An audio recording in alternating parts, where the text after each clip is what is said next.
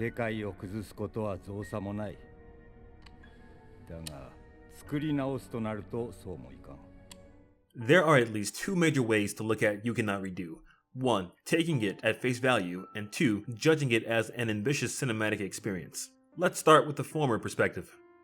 Viewing You Cannot Redo within the context of the overall Rebuild series, and taking it all at face value, it's hard not to feel both disappointed and tired with both this individual film and Rebuild in its entirety. The first film was an okay recap of the first 6 episodes of the TV series, the second film reimagined Evangelion as a summer blockbuster, and now the third film seems to have said screw it and tossed a monkey wrench into whatever program and momentum these films had going for them. None of these films have been egregious failures, but each film pushed a lot onto its successor to figure out. And with the third film, the system seems to have finally imploded, retroactively spoiling the whole thing in some ways. A film like You Cannot Redo requires a follow-up, and a follow-up as quickly as possible. However, You Cannot Redo would act as the final word on Rebuild for 9 years, and that was not to its benefit.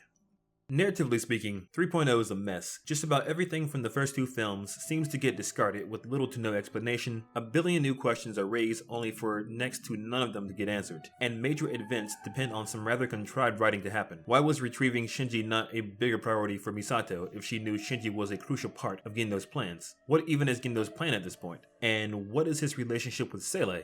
For that matter, what is Seele? Did he just kill them? And although she does inject some energy into a mostly solemn affair, Mari has been reduced to Asuka's sidekick, and her backstory or motivations has still not been explained. But the film does deliver a curveball in the form of this. Turns out Mari might have some interesting history. Also, in all fairness, this is her second time saving the day when the other girls failed to do so, and scolding Shinji with some pointed dialogue.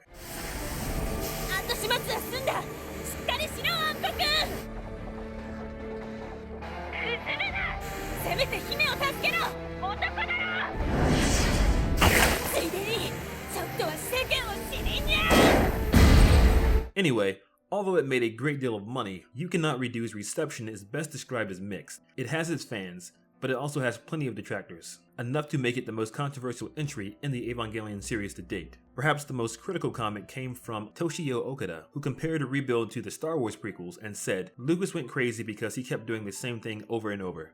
Someone make Anno do something else. But enough with the negatives. Let's look at positives. And yes, You Cannot Redo has its redeeming qualities. For one, it is a beautiful film, filled from beginning to end with stunning imagery. It really puts the new aspect ratio to good use.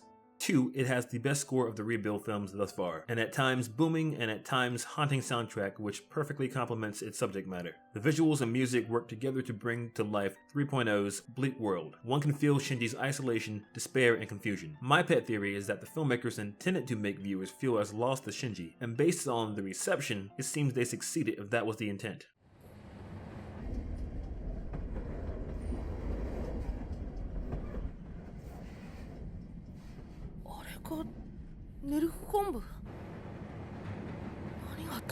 Shinji's mental breakdown, the piano sequences, and Kaoru revealing the truth of the world to Shinji are hard-hitting moments worthy of praise. While 2 pilots getting drawn together to be the pawns of adults revisits territory covered by Rei and Shinji's relationship in the previous films, Shinji's broken condition and Kaoru's unconditional love is a unique enough angle for the material. If the last film can be described as a crowd-pleasing blockbuster, this one is Evangelion in arguably its most miserable, confusing state, comparable to the late episodes of the TV series. Also, the new Rei's journey of self-discovery adds an interesting wrinkle, and the final minutes of the film, which sees the 3 original pilots walking across a broken crimson landscape, leaves quite the impression.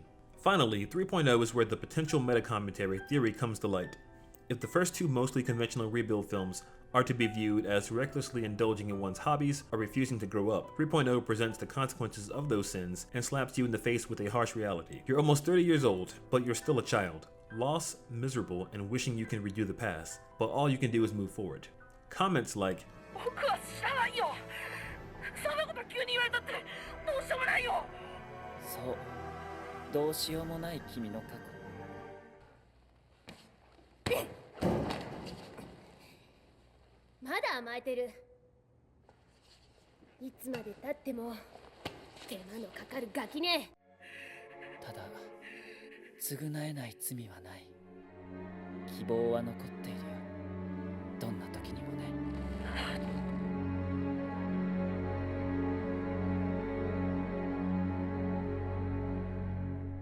could be viewed as the filmmakers talking directly to the audience. And once taking into account Anno's feelings about the anime industry, does reading 3.0 in this light really sound too far-fetched? ダメね。抑えきれない。ずっと我慢してたし。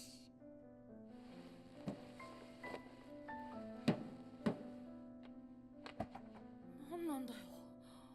怒りと悲しみの累積。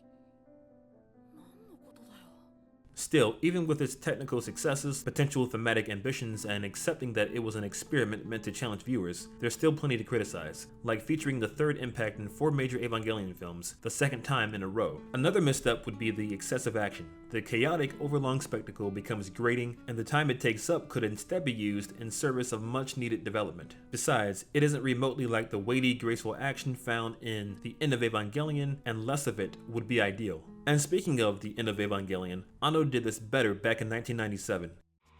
他人だからどうだってんのよ。あんたこのまま辞めるつもり？